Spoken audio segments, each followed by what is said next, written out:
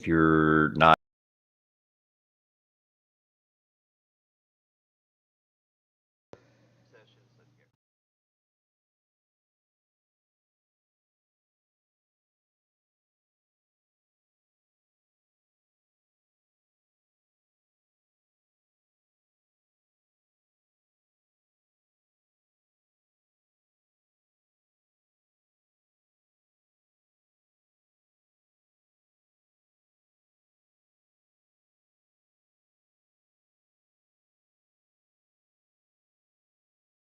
Boy. She's nervous, Paul, because she says doing comms is so much easier. This is a podcast. This is more one-on-one. I'm like, you've known us 100 years. All you're doing is talking to friends. She goes, but still, this puts me on the spot. I'll just have to roll with the punches. Mm-hmm. Absolutely.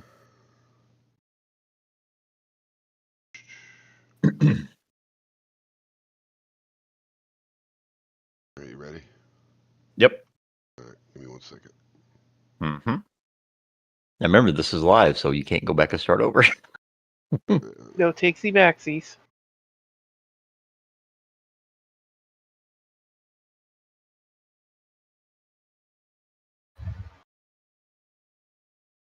Hello, everybody. Welcome back to the Fourth Wall. I am the scumbag superstar Paul Slater, alongside my podcast partner BK. And BK, we have somebody on the show that you and I have had some experience with, who you and I sat on a desk with, who you and I made laugh probably 100 times, who you and I probably made fun of this person in our characters 100 times. You want to introduce our next guest? Absolutely. And you know, there's probably a lot of times the thing that went through her head was, what have I gotten myself into sitting between these two jackasses? I'm sure that went through her head many times. But ladies and gentlemen, sitting in the studio with us today is the adorable, the lovable, the one, the only Trixie Condergeist. Trixie, welcome to the show. Finally get you on here. Thank you so much for inviting me. It's actually quite a big pleasure. Oh, well, thank you very much. Oh, well, thank you very much. I do appreciate that. All right, we're going to get right down to this, okay? So there was a conversation that happened just before we went live here, and you're going to have to explain this. Why did Mike say that you love Dick? Oh, Wait, what? wow. When did he ever say that? He said that. No. Apparently, there's something about comms and you working with somebody, and he mentioned, or no, I'm sorry, it wasn't Mike, it was Charlie. Charlie mentioned that you liked it. Sorry, Mike. Sorry, Mike. I think he was talking about the Dick Monty person I commentated with before. Mike is yelling. Mike is yelling at me right now. For those of you who are listening live on YouTube and you are not in the Discord channel, Mike is yelling at me saying, "You did me dirty. What the fuck?" So Mike's going to give me hell for this one. Sorry about that, Mike. It was Charlie. I do apologize. It was Charlie. It was Charlie Dewfield that made it public that Trixie likes Dick. So you need to explain that one. Oh boy. Well, the best way I could explain that is that certain times when I'm doing commentary at BCW, if in case one of my usual commentators isn't there, they would usually have Dick Mundy come out, and oh lord, so many innuendos happening during that whole match. Oh, really? Yes. Just Your host DK's perverted side. No, that was not me. That was not me. That was all. And it's only because I know the man is going to stand up for what he said and do the fact that we can screenshot it. But because he admitted, this is Charlie's fault, because I told him that's why I love the fact that we don't script this show, because we always come up with some kind of ammo out of the blue, and Charlie provided that one. Yes, he did. So that was all Charlie. Okay, so thanks, Charlie. I told you this is going to be great. This is your fault, dude. I'm so glad I respect you. Okay, so let's get on. Let's try to get back on track here. Okay, so Trixie, you've been doing comms for a long time. You have worked with Paul and I. You've worked with other commentators. You've worked all kinds of feds across the grid since you've been in here. So right now, what is the best match you ever called?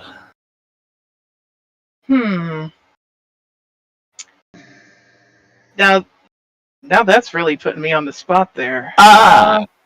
Imagine that. That was quick. I've never done that before. That was quick. Well, Well, It's I a mean, really let's tough- be fair. Let's be fair here. Let's just be actually fair. Trixie's been a commentator everywhere, right? BCW, Uh-huh. PWE, Fusion. I mean, I'm just naming a few of them.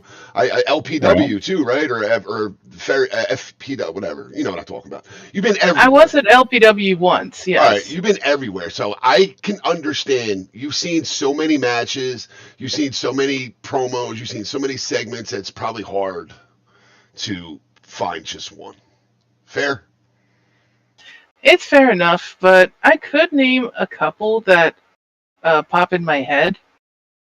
One of them would definitely have to be at Fusion Pro Wrestling, the first human fed I worked at, and it would have to be the match between Tristan Fang and Oh, that's the second time Neon I've- Shadow when That's the the second last time we man heard that. standing. Yeah, I remember that match.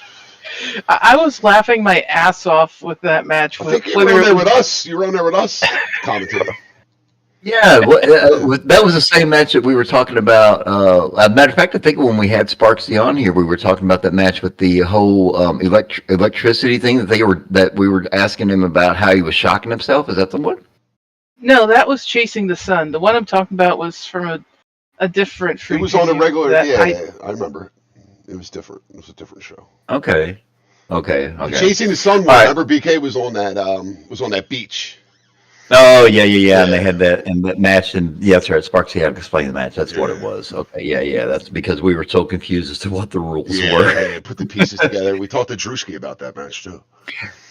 Yeah, we actually did. Okay, I have a funny Maybe story with Trixie though. I have a funny story. okay, good. Oh, okay, I got to hear Oh this. Jesus! And so when we were in OEW, I did this segment where Trixie was a commentator there, and I was running like my character's stupid enough to think that I could run. It was around election time, like a few years ago, and my character was dumb enough to think that I could be the president of OEW, right? So I was doing this campaign thing, and the whole gimmick was me like going to different shows, and I was handing out buttons like vote for Paul, vote for Slater, whatever. We had one segment where they had like a luncheon, and there was food there, and I started eating brownies because I love brownies. And the brownies,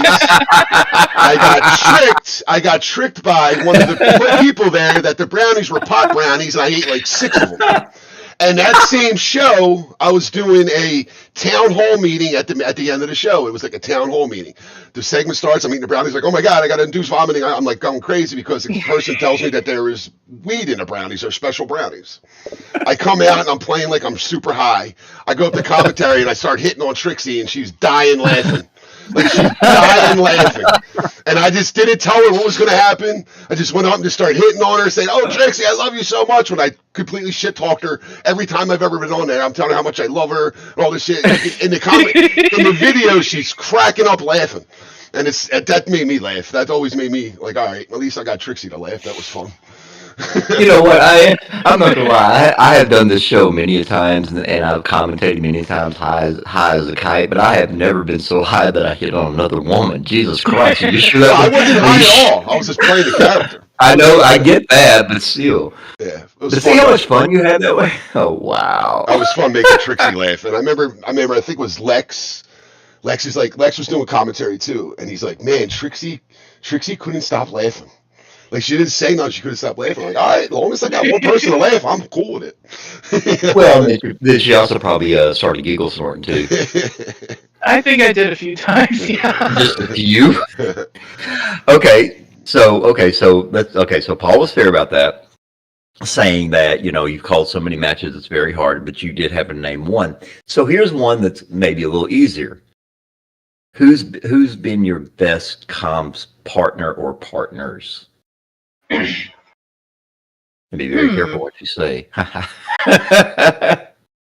Well, I have 4 for this one. Of course, definitely you and Slater. Sora Neo Cybergeist, and of course TJ Valator. I mean, because of TJ, we became, in a sense, known as the commentary couple because we did commentary for so many feds and worked so many of them. Yeah, you worked with TJ a lot, right? Yes. Yeah, I knew that. Yeah. Okay, so let's go ahead and get into this. Everybody that we've talked to and we sat down with, one of the things that we're always interested in is how they became wrestling fans and how did they discover wrestling in SL. So how did you become a wrestling fan? And my question with all this involved is, to my knowledge, you've never actually been in the ring, and how is it you have stayed out of the ring and just commentated all this time? Well, to start with the first one, I got interested in the whole wrestling thing when I was pretty much young, and I've always found it so fascinating, and I really got into it and such, and it I don't know, it's just always been that thing that I've always liked. As for how I got into it in SL, this is an interesting one. Pretty much, I was going to a club at the time, and I was just minding my own.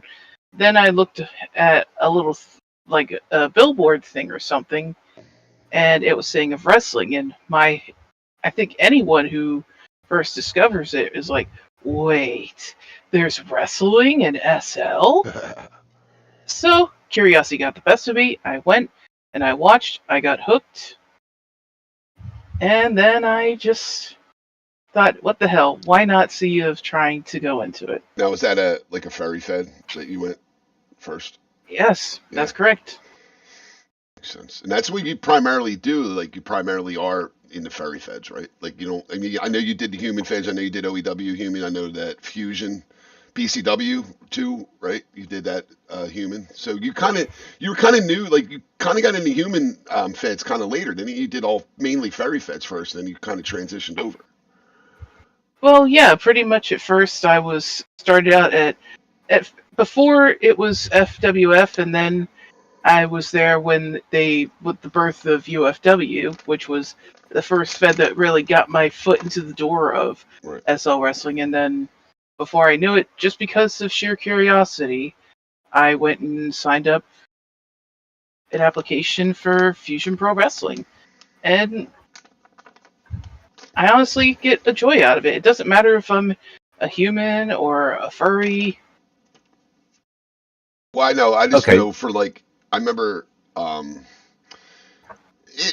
least when I started, there was I don't know how it was before you guys. You guys been here doing this longer than me, but I remember thinking well, ferry feds are ferry feds. The people who do that stay in that, and they don't really transition over to human feds. They just kind of do ferry feds. It was there was a divide almost. You know what I mean? Where I think in the last few years, at least since my point of view, since I've been involved in SL wrestling, it seems to be it's kind of things are turning hybrid now, and you have people making new avatars going to different feds.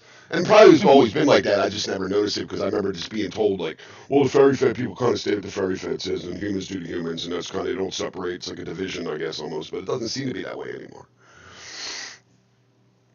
Yeah, I mean, I wouldn't blame people for thinking, oh, you're a furry, you're just gonna stay in. I've always been the kind of person who wanted to expand my horizons, so to speak, and explore different federations and different talents that they have to offer. Yeah, makes sense. Okay, so the other part of the question I asked earlier, because even Paul will admit he's not a wrestler. Paul is, basically Paul's a manager. Paul is, he's a mouthpiece is what he is, whether it be comms or whether it be his character. But he has wrestled here and there. Now, boy, you are never going to live that wanker thing down, are you? You're never going to live. Andy is never going to let you live the wanker thing down. Abby too got me over in Fusion because everybody started calling me wanker. I got to give her that credit. Yeah. That one is I have to agree with that. But anyway, so Paul has performed a couple of times. He and I have had a couple of matches in this. But how is it that after all this time of doing, how is it that you have never actually gotten in the ring, even just to say, I did it once? How have you maintained that? Because it's very difficult to find people who haven't done at least a little bit of something of everything in a Fed, and you haven't. Well, at first, when I signed up for UFW, I did want to be a wrestler. I had a whole gimmick idea and all that, but I tried to do what I could, but it was just a bit like information overload on trying to figure out what to do. And then the way I became a commentator was one day Dante didn't have anyone there, so he's like, "Hey, could you see of helping us out here a little bit?" And I'm like, "Sure." I literally was, the best way to explain it is of how I became a commentator was I was tossed into the pit with lions, and I had to find a way to survive it. Okay, so who was the first? Okay, you said you were tossed into the fire. Did you have to go out there and do it by yourself, or were you partnered with somebody? I think I was partnered with someone, but it was so long ago I can't remember exactly who it was I was partnered with at the time.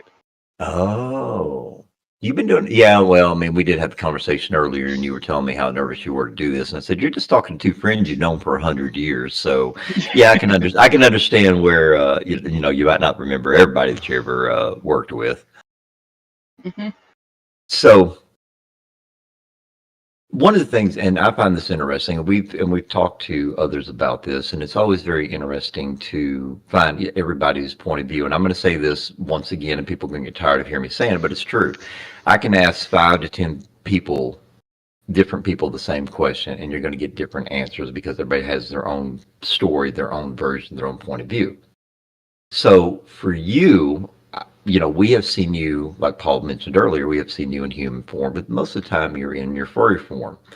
What was your reasoning for and like I said, I know you go in between, but you're more furry than anything. What was your reasoning for deciding to go over to the furry side of SL and to pretty much the majority of the time play a furry? Well, I've pretty much been a furry for, at this point, almost a decade now, and it's just something I enjoy. Being a furry is just an extension of who I am. And I've always... Are you trying to say you're getting to be the old cat lady? No, I'm not an old cat lady. I mean, yes, I have 2 cats in my... Oh, that's where it starts. There it is. 2 times That's where it starts. 8. All right, cat lady, go ahead. Oh. Okay, for those of you who wonder why we're laughing, and like I said, you're not in the Discord channel with us because we view all kinds of stuff. Charlie Dewfield, who actually is the reason why this whole episode started off the rails, just posted a gif of a lady feeding like 200 cats. I'm going to put it up. Oh my God. Okay, so being the furry that you are, you said it is an extension of you, correct? Yes. Okay, That's right. Okay, so now, like I said, we've asked this before, and everybody's got their. So, how is it that your furry avatar is an extension of you? How does that tie in? It's pretty much an extension of me because, like I said, I'm a furry. I always had a huge love for cats, and I feel like my personality is of what my persona is, which is a ragdoll. And whenever somebody makes a sona and such, the one question I feel like they always need to ask themselves, and that makes them think hard, is, if you were an animal, what would you be? I had to think about it, and that's where I... Okay, all right. Wow, right in the middle of it. Oh my God. God damn it. All right, so I mean, like, all right, I'm gonna get a little extra, well, not extra. I'm gonna get a little R-rated here. So it's like, if I chose a cat and be like, wow, Paul, what are you, a pussy? You know, for the extent, you know what I mean? Like, I think women can get away with that. I don't think guys can. You're absolutely right.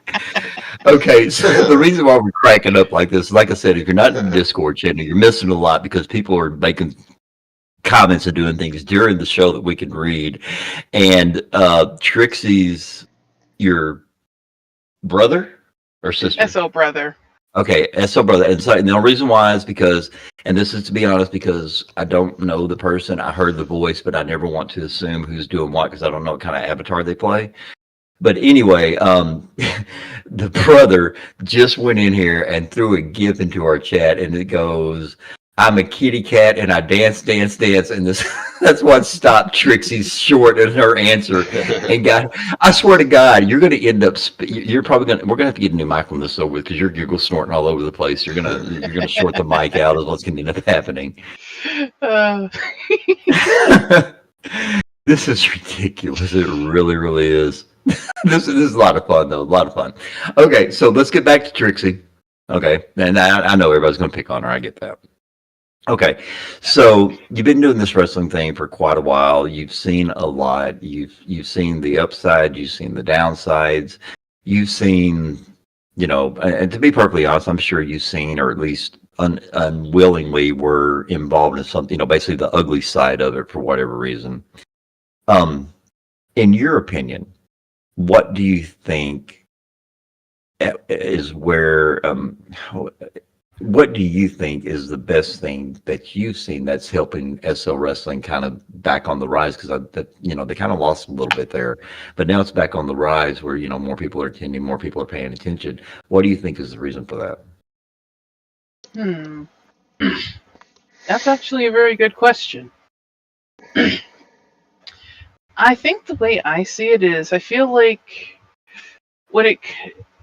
I've noticed this for sure, that sometimes when it comes to federations and such, they can seem a bit divided and be all up in arms of who knows what or where.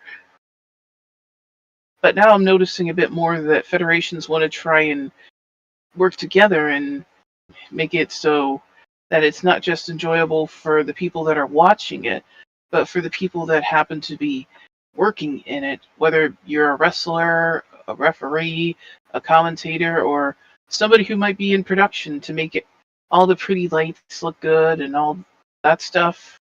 That's what I feel like. You just have that way of trying to keep a community together in some way. Okay. Oh my God. Okay, people. I'm sorry. I got sent up. People are still giving me a hard time about that whole gremlin thing. God, that was a week ago. Yeah, I know, and I'm still getting crap about it. I really, really am. Okay, so so in your opinion, and based on, like I said, you've been, we mentioned you've been to many feds, you've called many matches, you've worked with many people. Do you feel and to be perfectly honest, there's no other way to describe you. You are a legendary, iconic commentator in SL because you've been doing it for so long and everybody respects you. In the time that you have been doing all this, and I know you've seen ups and downs just on the comms tables between people you've worked with, different feds, when you go visit, what do you think could be improved upon when it comes to comms, and what could comms do less of to make the shows, to make sure that everything flows the way that it should, and try not to make it all about the comms?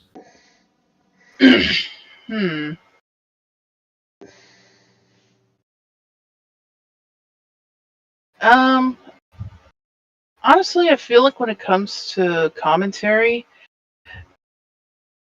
and I noticed this depending on which federation and all, that if you have too big of a commentary team, people could easily get overtalked or easily forgotten and such.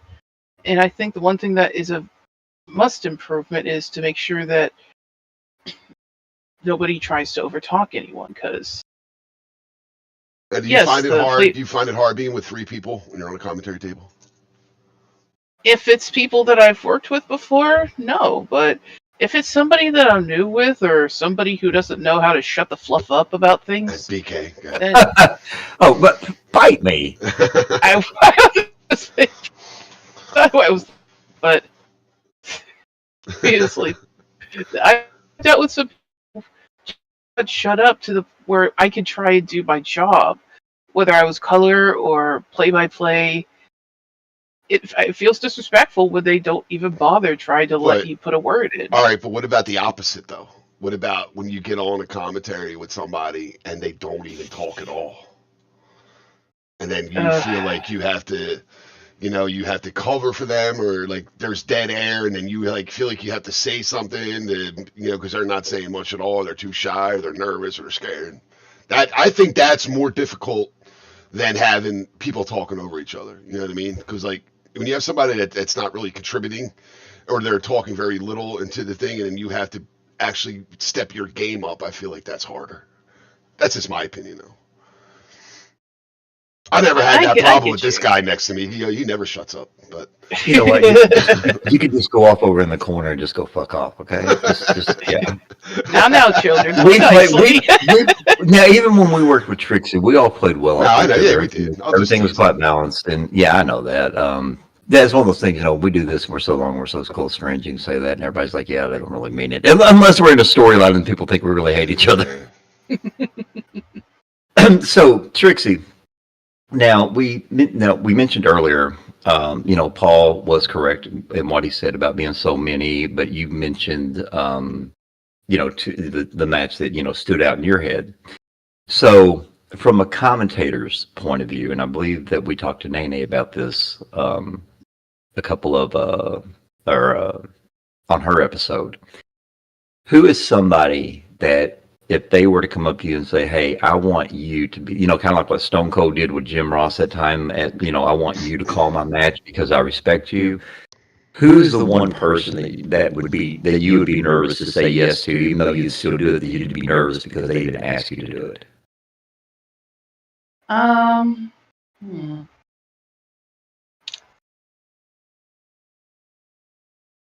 my gosh, did I do two stumper questions? I never really had someone ever ask me a question like that. I mean, that's why the show is unscripted, because we never know what we're going to ask. Of course. Don't know what we're going to talk about either, do we, Charlie? I mean, I've commentated quite a bit of matches with quite a variety of people. I don't think I've ever had anyone. I mean, if it were a possibility, and I do mean like the hugest if, was... Actually, I wouldn't even be... I don't think I have an answer to that question, because I never really knew anyone where I was like being a bit scared of wanting to saying yes to them, when I usually have nothing more than respect for the wrestlers who bust their asses to pull off some killer matches for the audience. So I sadly don't have an answer to that question. Oh, I think that's a first. I mean, we get the good question. Ooh, okay. I've never had somebody to say they didn't have an answer. That's a first. Quite sure what's going on here. All right, I swear to God, it's got to be something in the water today. It really, really does. It's got to be something in the water, because even though we talk about real life and we talk about blending RL and SL, this show is pretty much based out of SL, and everybody knows it. We all respect everything. We all respect what everybody does in SL, because their SL is their SL, and yeah, it must be something in the water today, because we Charlie got us started with you liking Dick, and then and then of course we have Chrissy. Anybody's not familiar, in real life, Chrissy is actually married to a guy, but we all play SL the way it is, and in SL she is partnered to a female. And all of a sudden, Chrissy goes, "Oh yeah, there's never enough of that." And I'm like, "Wait a minute, what's in the water today?" Because Chrissy's partnered to a woman talking about there's not enough of the D, and so today has been a really strange day. I'm going to say to This is Charlie Dufield's fault. It really is. Well, I'm going to blame Charlie Dufield for all of this. Damn it, Charlie! I swear to God. It has to be Charlie. Oh, my God. Okay. Oh, talk about going off the rails. Holy crap. I don't think we're ever going to get this thing back on track. I really, really don't. Let's try to get it back on track. It's not that easy. It's really not when we have all these very... sorry, there are people in our lives in one form or fashion in this chat. There are very bad influences. If you really think that, we have some pretty bad influence of people, calling Paul wankers and talking about me being Burger King and wanting special Whoppers and special sauce. And there's all kinds of stuff that goes on here. Let's get back. Yeah. Okay, we got you. Let's get back on track. Your SO brother says we need to get back on track. Yes. And Emma says this is a very odd conversation. Emma, you missed it from the beginning. It's all Charlie Dufield's fault. This is 100% him. It started and it's got us all screwed up. Yeah, see Burger King, really now? Such a cheap line there. I know it. It really is. It really is. It really is. Okay, so Trixie, we talked about the fact that your furry is the extension of you, and we've already determined that you are going to end up being the crazy cat lady because you already have 2 cats, so you've already gotten started. And then, you've been doing this for such a long time. This is something that we've never asked anybody, and so this is going to be one of those that I know I'm going to stump you, but you're the first person that I've ever asked this. If you had not discovered SO wrestling, and it had not went down the path with your avatar that you have, how long do you think you would have stayed in SL? And if still the longevity is now, what would you see yourself doing? Oh, don't be dirty, Trixie. Well, honestly, if I family did show. discover, I kind of figured. I mean, it is being put on YouTube after all. But to answer that question, if I didn't discover SL wrestling and things just seemed bland for me, I probably wouldn't still be on SL to this day. But honestly, I feel like me discovering SL wrestling was a big thing for me. Because I'll admit, I'm a person that's a bit socially awkward and has social anxiety and all that stuff. But in a sense, me joining in the SL wrestling, it helped me to ease on being so anxious when it's around people, especially when I'm literally have my fluffy butt planted in a chair talking. And usually with that, there's a whole lot of people watching, and naturally that would get me nervous. But the one thing, I'm going to kind of answer this question too, because the one thing I like about it is we all have kind of hobbies that we do on, off the screen, play video games or, you're drawing, whatever it is. I never would have found it either if it wasn't for wrestling. But the one thing I actually love about it, and is with BK. Me and BK would have never met each other, but we met each other and we became friends. And it's I have friends that are in England, I have friends that are in Europe, I have friends it's online.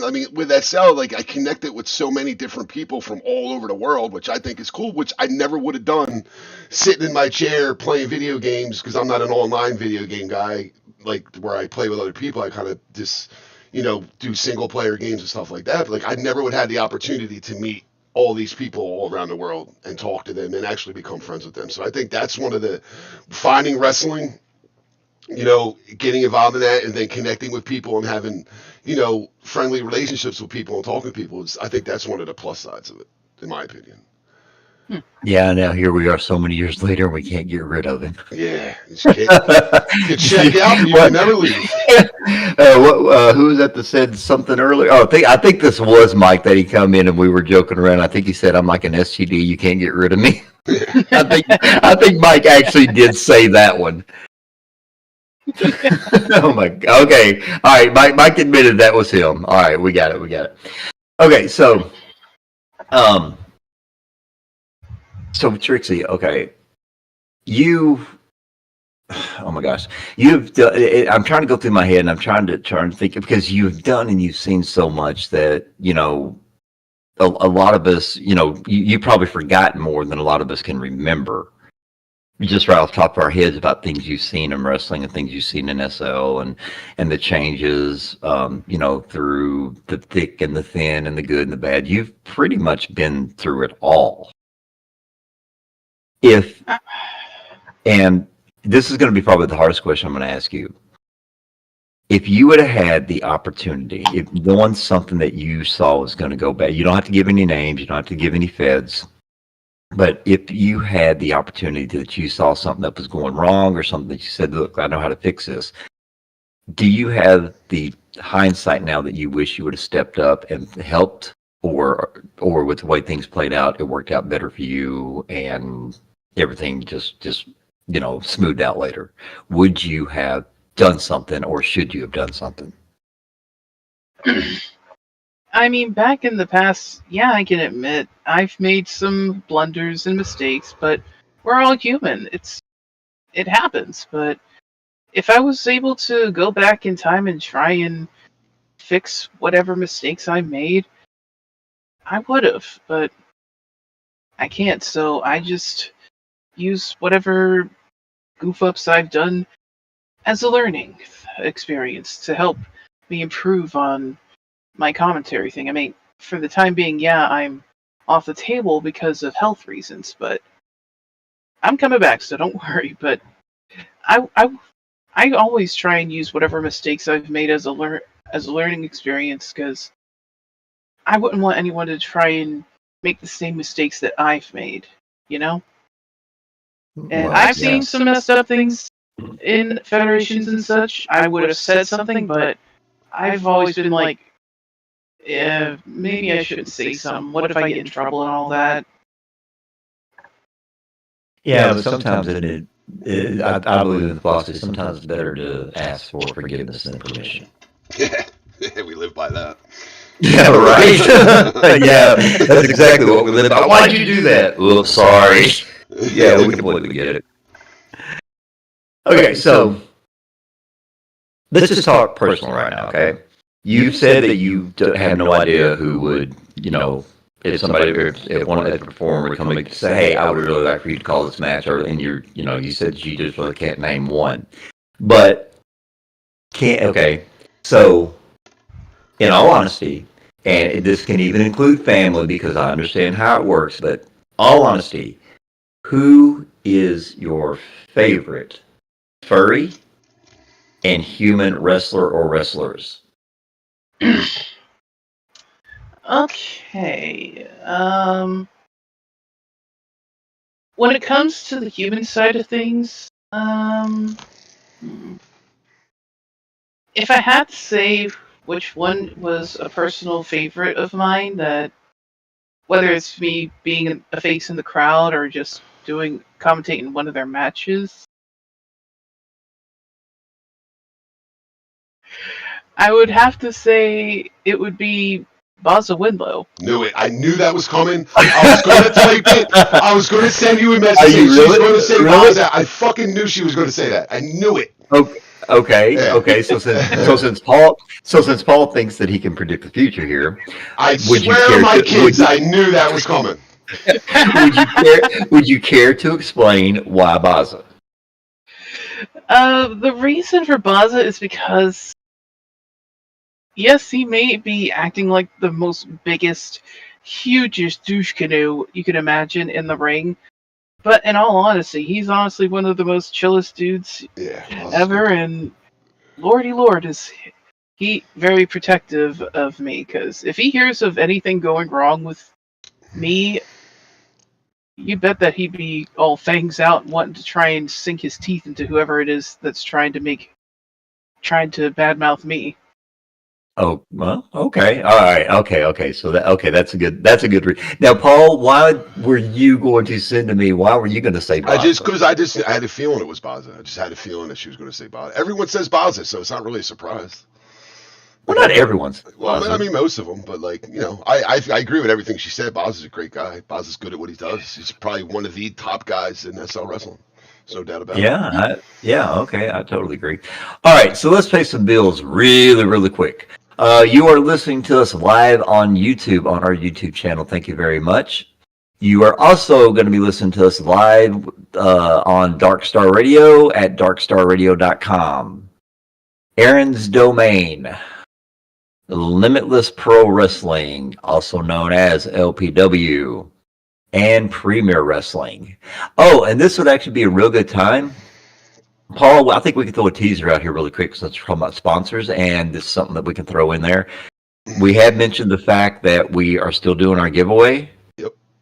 And we have a new sponsor that is going to be partnering with us within the next couple of weeks, and that new partner is actually going to be providing the giveaway gift that we are going to have, and it is going to be a one of a kind. So please be patient. Thank you all so much for that.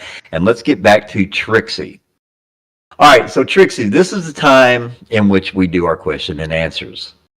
And I have some questions that were sent to us, or sent to me. I don't know if Paul got any. But there's also a comment that you need to hear. Okay? Okay. So, okay. So, I have one. Go ahead. Do you? Okay. So we're going to start with the first one. We're going to start with Mad Mike. First of all, he says he wants to do this at the end, but I'm going to put this at the beginning because I think that it's only fair. He says that he personally wants to thank you without question for helping out, because without question you have helped out other feds with commentary. You have saved shows and have kept this hobby that he loves healthy. He thanks you, Trixie, for lending so many feds your voice. Now, his first question, as a commentator, what tips do you have for people in order not to talk over one another? I used to commentate in the past, and I do to help out occasionally, but I noticed I talk over people, and my British politeness internally screams every time I do. So what do you do to combat this? Kick them in the shin. I'm not going to kick anyone in the shin. But to answer that question, usually the best thing I can do to make sure not to overtalk people is make sure to just wait a certain amount of seconds if they're not talking to add something in, whether it be like a joke or maybe some information that would be very handy to know about that maybe the audience has no idea about. I always wait for that little bit of silence to try and put a word in. Okay, but it's the best thing you can do. Well, yeah, I agree with that. But you also, you said in that answer, you said that you give, a few seconds. Is it just like you're counting in your head and you're like, okay, when I get to this is what I'm doing? Or do you just kind of just guess? Usually it's a bit of a guessing game, that I can admit to. Okay. All right. That's fair enough. All right. Mike's next question. What kind of things in a match get you to, quote unquote, wake up or get invested? Is it a prolonged storytelling and seeing the character moments? Big spectacular spots such as dives or someone who crashes over a big table? A very fast, impressive sequence of moves and dodges? Classic pro wrestling heel face spots such as distracting the ref and then doing a low blow? He's saying what, out of when you're doing it, what catches your attention? What gets you to where you're really amped to be calling the match, or get you involved in the storyline? What's your quote unquote trigger? For that one, it's usually. I'll just say this: whenever we get the card that tells us who's doing what, I never look at the card because I want to be left in suspense. So. But anyway. Well, that's funny.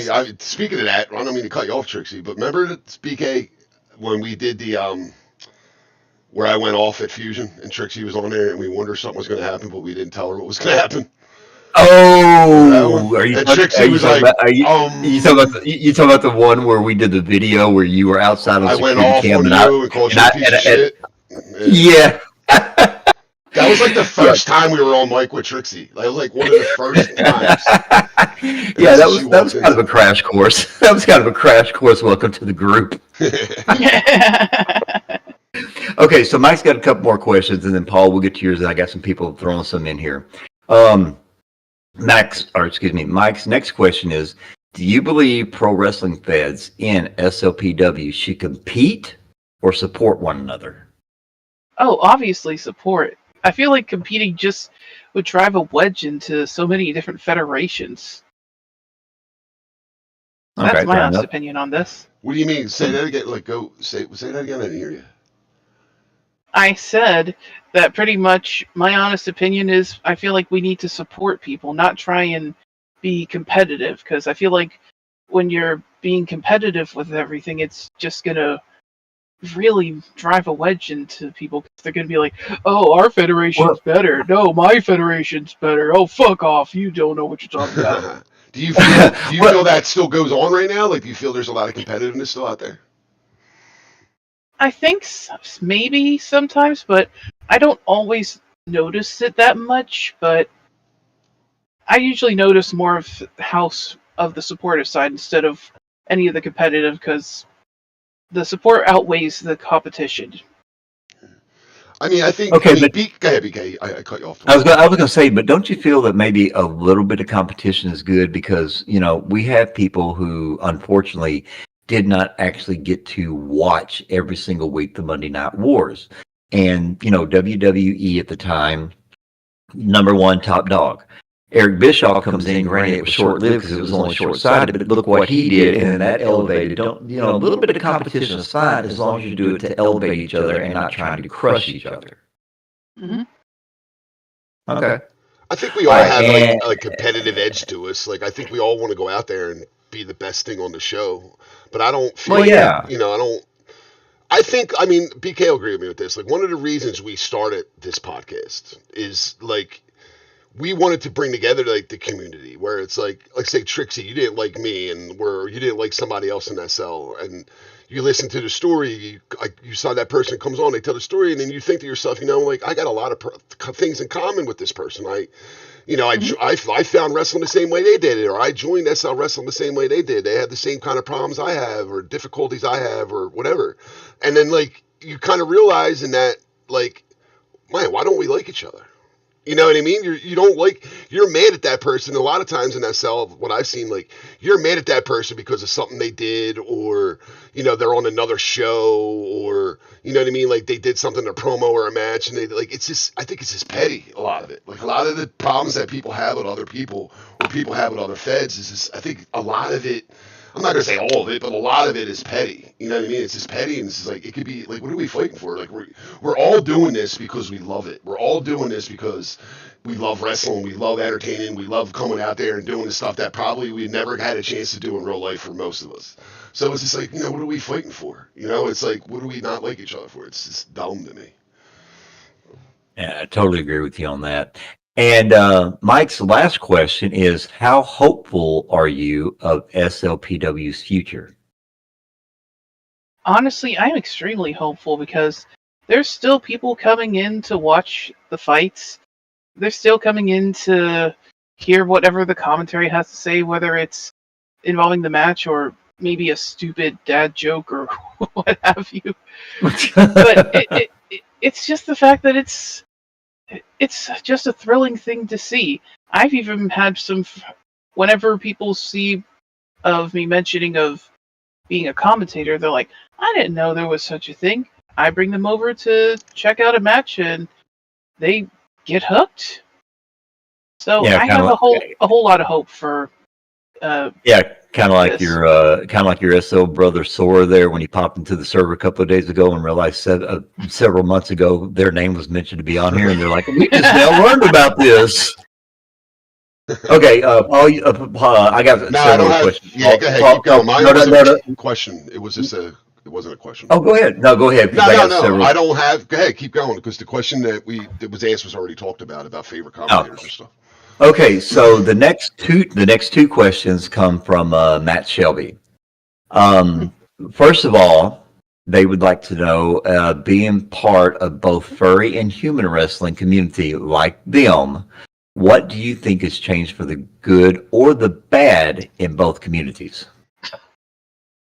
Well, I don't think I can think of any bad, but the good I could see is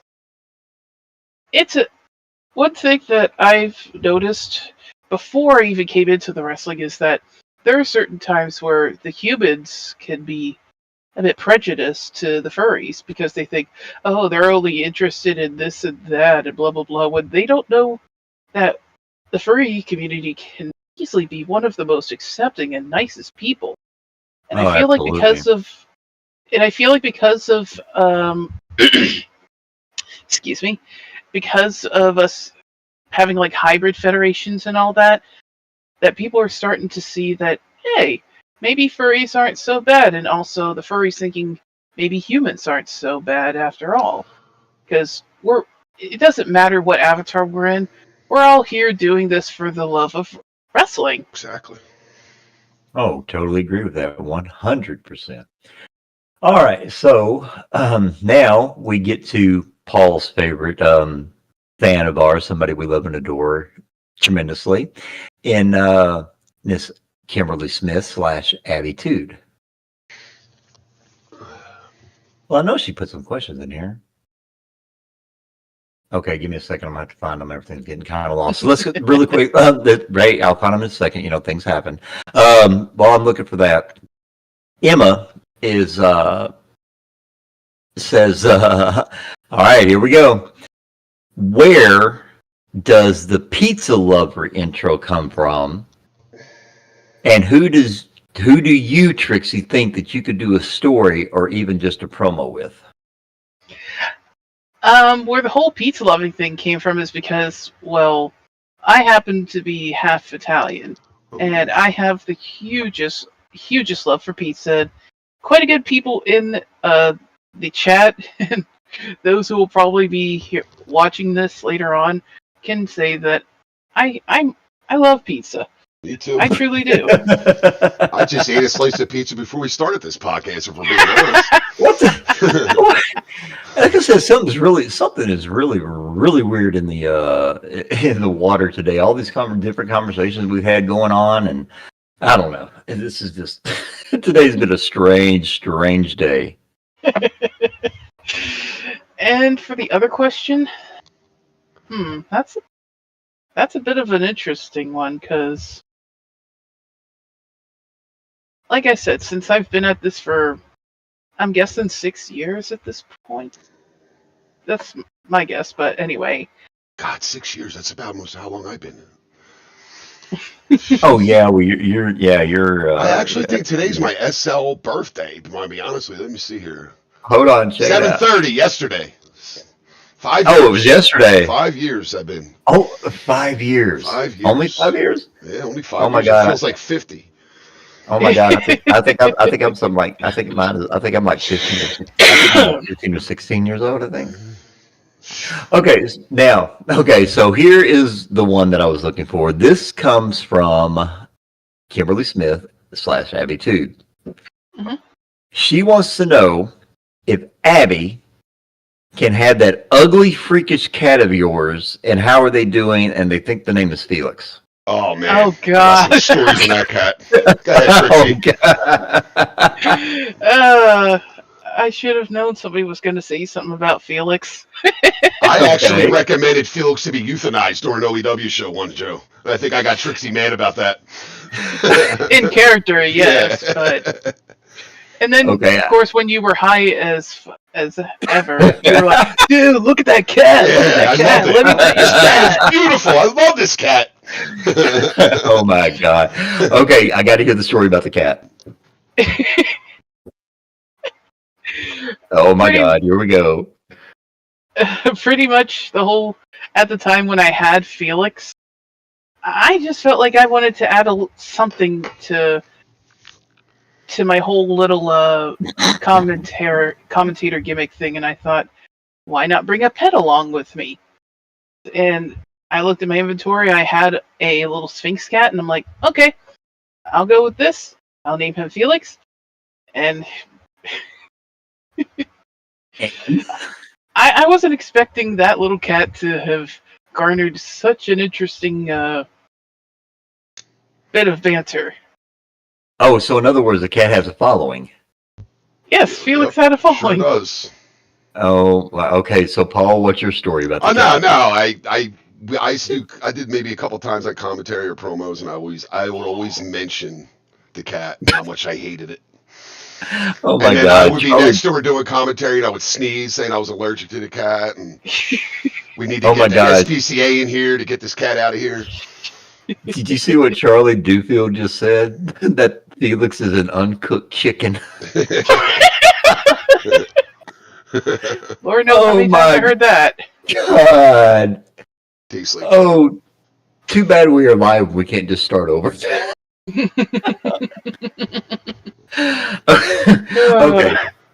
Okay. So now, one of the questions that come about, and you kind of answered it, sort of answered the two-part question earlier from Matt. Matt wanted to know your favorite matches in both the furry and the human fed. Well, for the human fed, you mentioned the one between Tristan and Neon, right? That's correct. Okay, so let's go over to the furry side. Your favorite matches you have called on the furry side. Oh, that one is an easy one for me. It was back when I was working in UFW. My favorite would have to be Charlie Kofefe versus Alex J. Nightmare, and I think they were doing a hardcore match at the time.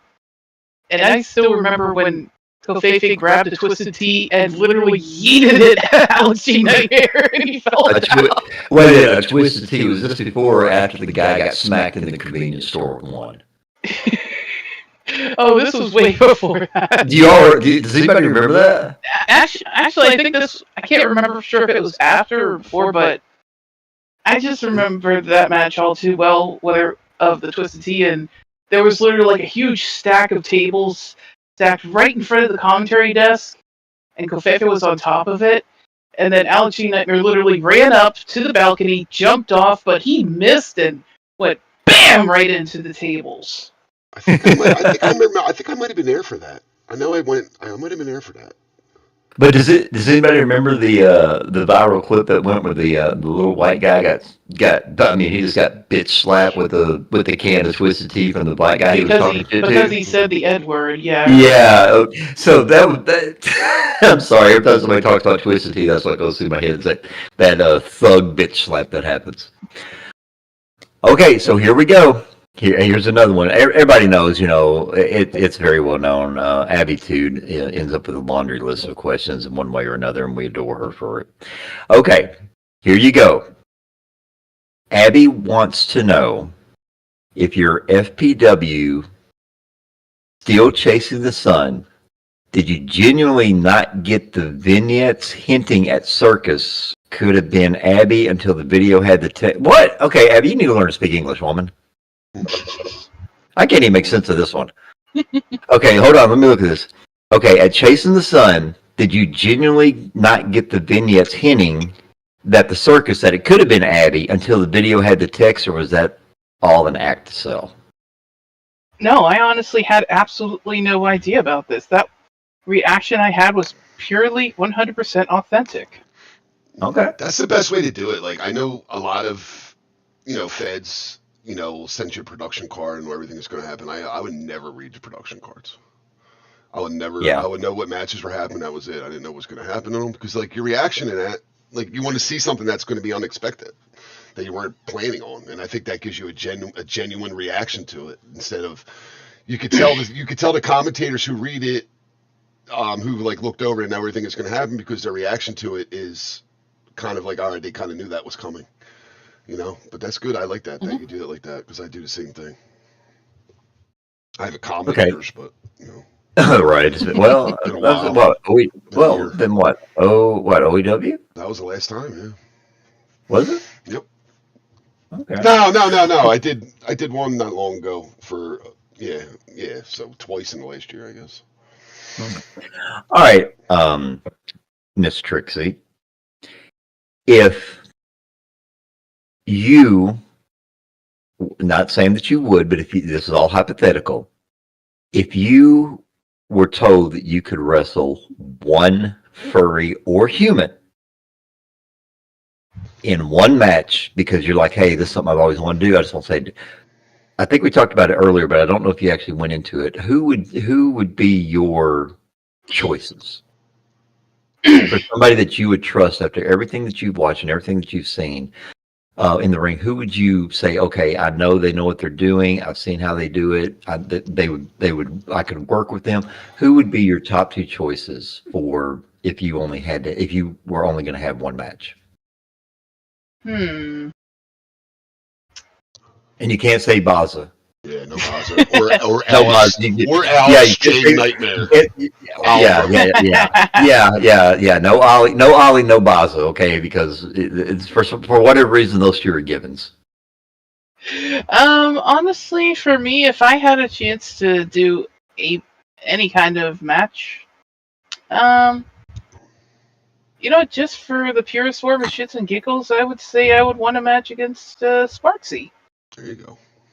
According to Charlie Dewfield, you want to get your hands on dick. Oh. Whoa, dude! That's what Man, somebody ban Charlie, man. Jeez. No, look what it says. It says, Dick Mundy, she would love to get her hands on dick. I'm just reading what he said.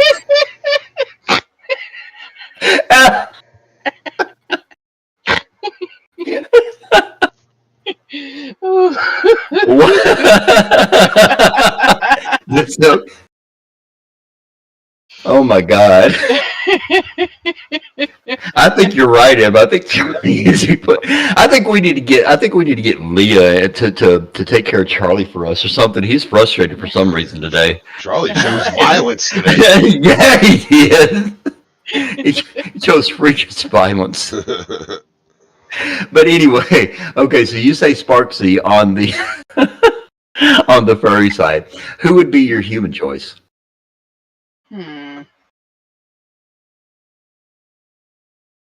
Oh, Jesus. No, he doesn't count either. For the human side, I guess Rowan Alpha? Oh, really? Yeah. Okay, why? Well, I definitely that's a name that we have not heard in the entire time we've been doing this show.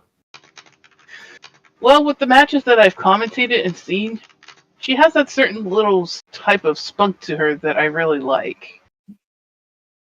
Oh, okay. Oh, apparently you Okay, so you're saying you're saying spunk is because, like I said, people view wrestlers differently. And in all honesty, this is just true. You have some wrestlers that get in the ring and they perform and they put on great matches, but they're not so great when it comes to promos. Then you have the ones that can do really great promos, but they never seem to elevate their game when it comes in the ring. They stay very basic. They keep everything pretty much the same. So what about her? You said with the spunk and all that, what about her, or what about the character that you're talking? What is the actual attraction? Is it quote unquote the whole package, or is it just the character itself? I like that with Rowan's character. She's the kind of person who will not just talk the talk, she'll walk the walk. I mean, she is really good at her promos and really good in the ring. I feel like somebody who has that really nice balance to what they do, I think would be an amazing opponent to go against. Okay, well, that's fair enough.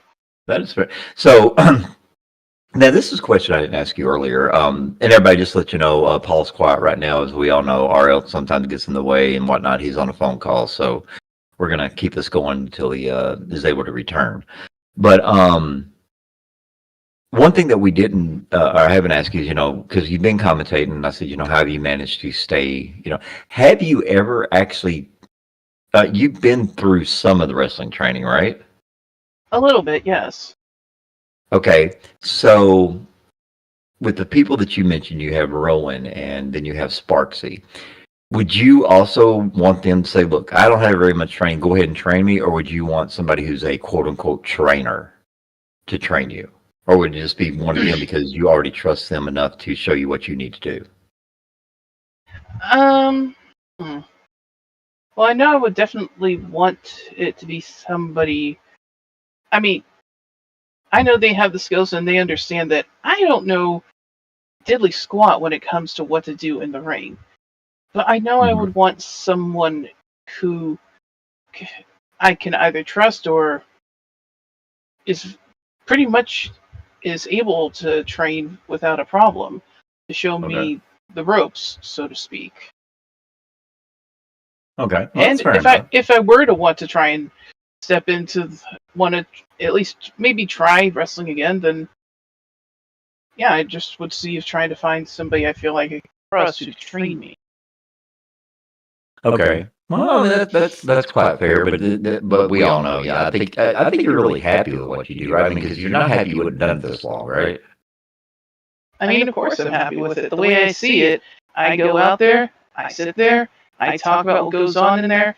I sometimes throw in some funny jokes here and there, and sometimes if something gets me laughing, if I laugh, no doubt that the audience is going to be laughing too. Well, it's really easy because when you get tickled, like you did earlier when I brought up the thing about Felix, thanks to Abby, you start giggle snorting. You get so tickled with yourself, and it's like you kind of remind me of what I.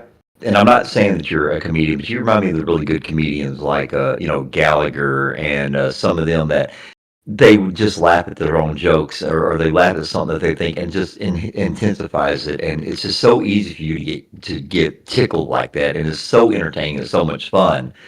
But as you can see, it's very infectious because you started doing it and we've had this show to go, I'm sorry, this is going to be called the Off the Rails show starring Trixie Condergeist. I'm sorry, that's what it's going to be called. Yeah, well, with the help of Charlie Dufeld. But it's the fact that you get so tickled at yourself and you can tell you're having a good time when you're doing this and whatnot. And it's always great to come around. I've heard you, I've worked with you. It's always been a lot of fun. So we're coming kind of close to the end of it here. I'm trying to go. I know Paul's probably got a few more questions, but don't know exactly how long his calls last. Sometimes he says 5 minutes, and 5 minutes turns into 20 minutes, and we're trying to make sure that everybody is very well accommodated. So this is the time, Trixie, that we're going to give because I got some other. It looks like I got some other questions, so I'm going to give you the floor here for a second.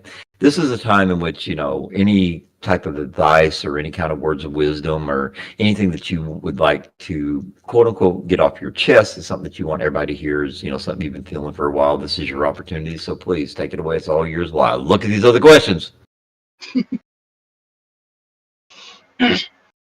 Well, for any advice I have, especially for those who either are commentators or maybe want to try and get into the commentary thing, I'll admit, some people are like, oh, it's so easy, but actually it's not because you're out there the entire show. You're pretty much talking up a storm, and people don't realize that sometimes talking does expend a good bit of energy. But the advice I have to give is when you're be a commentator, don't try and overthink certain things so much. Just enjoy it. Be yourself. Put a little bit of yourself into it. I mean, for me, I don't try to pretend to be something I'm not. I'm just me, cranked up to 11 most of the time, because when I'm at the comms desk, I am loud, obnoxious usually, but as you can hear right now, I'm a bit more on the calm level side, so yeah, but that's probably my best advice. If you want to enjoy the commentary, just make it be you, but crank it up a little bit to excite the crowd. Okay, so here's one that just because this is something that I'm not gonna lie, it annoys the hell out of me whenever I'm commentating. I completely understand wrestlers or the performers when they write their cards out. They have their little acronyms because they know what the moves are and this and that. Does it irritate you when you're sitting there trying to call a match and all of a sudden you see the move is like a slash LPF or a slash STO or whatever it is, and you're not quite sure what it is, and you have to make it up? Do you wish that they would just take the extra time to just go ahead and write out what the move is and to say, look, I understand what you're doing, but I need to know what's going on because the communicators that we use don't always catch the names of the moves. Do you find that to be an annoyance, or is it just like, hey, it's just part of it and I'll just fake it till I make it and I'm fine with it? Sometimes it can be a bit of an annoyance, but I just always try and roll with the punches in any way possible. All right, well, that's fair enough. All right, ladies and gentlemen, we have come to the end of this episode. Trixie, it was so great to have you on. I know I talked to you before we actually got this whole thing started and everything fell apart, but so glad we were able to get you in here today. It's always a pleasure to get to hang out with an old friend of ours. Make sure that you like, make sure you subscribe, make sure you tell everybody about us. And Trixie, do you want to go ahead and let them know where you can be, they can come catch you in case they don't know where you're at? Yeah, sure. I mean, as I said, at the moment, I'm away for a bit, but when I do come back, you can find me where I commentate at BCW, Primal, DCWF, and VWE. All right, ladies and gentlemen, you heard it here. Once again, Trixie, thank you very much for being here, and we do look forward to you coming back because we all do miss you because you do have that golden voice that we all love to listen to, and also we like to get tickled and see how much fun we can have with you, especially Charlie, since he let out that little bit of a secret about you. It is what it is. All right, everybody, have a good one. Thank you all for tuning in, and we will catch you all next time. And guess what? You will never believe, Trixie, you might even want to pay attention to this one. Our next guest that we have up coming up after you is the one and only Bannock Og. So make sure that you all pay attention to that, and we will catch you all next time.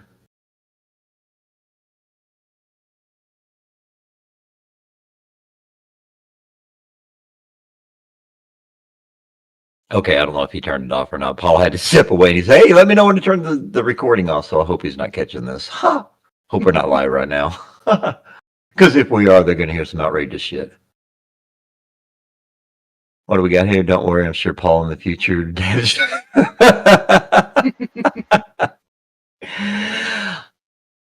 Oh, all right. Thank you all very much for being here. You can get on mic now and you all can have conversations, but I actually have a promo video that I have to go record in World, so.